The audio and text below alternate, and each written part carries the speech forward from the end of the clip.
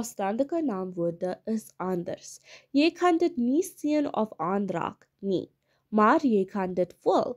Wees printe van Kwai Messi, Kusien, Leerte, en kind wat klimlak kelak.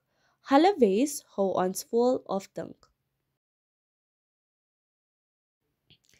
Teen die einde van hierdie les sal julle kan verduidelik wat 'n selfstandige naamwoord is, die verskillende soorte selfstandige naamwoorde noem, voorbeelde gee en selfs 'n klein aktiwiteit voltooi om te weet wat julle geleer het. 'n Selfstandige naamwoord is 'n woord wat ons gebruik om mense, plekke, dinge of idees te benoem.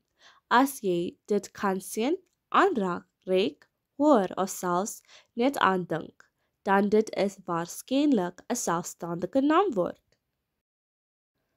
Alkaneme selfstandige naamwoorde. Eerstens kyk ons na alkaneme selfstandige naamwoorde. Dit is gewone dinge wat ons elke dag sien of gebruik. 'n Weesprinte van 'n bal, 'n tafel, 'n potlood. Jy kan dit sien, aanraak en gebruik. Jy het dalk van alle in jou kamer. Eiename. Nou kyk ons na eiename.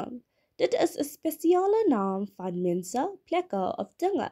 Weesprinte van Suid-Afrikaanse vlag, Lionel Messi, Ariana Grande. Eiename begin altyd met 'n hoofletter. Dit is 'n spesifieke naam. Abstrakte selfstandige naamwoorde. Abstrakte selfstandige naamwoorde is anders. Jy kan dit nie sien of aanraak nie, maar jy kan dit voel.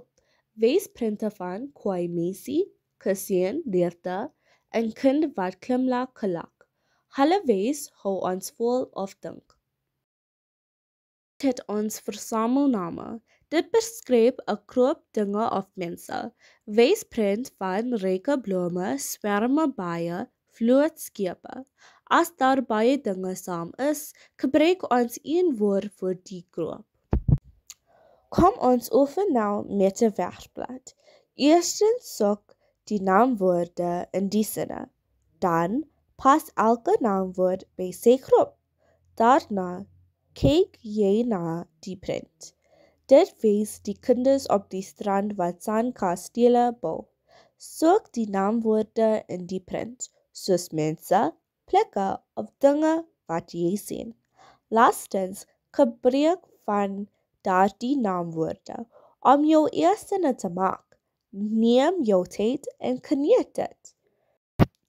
Fantastiese werk vandag. Jy het meer geleer oor alkaneme, eiename, abstrakte en versamelnaamwoorde. Onthou, naamwoorde help ons om mense, plekke, dinge en gevolgens te benoem. Hou aan oefen, jy het beter en beter raak. Dankie.